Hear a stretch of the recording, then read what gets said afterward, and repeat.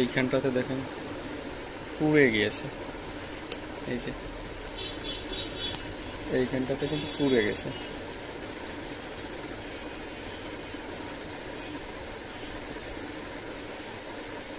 এই জায়গাটা যে স্কুটি ডায়েট থাকে, সেই স্কুটি ডায়েট কিন্তু পুড়ে গেছে।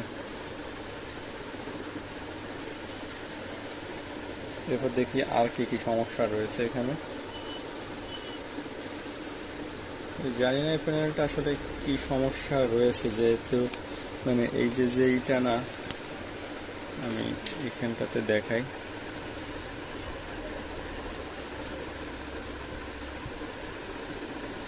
এই যে একদম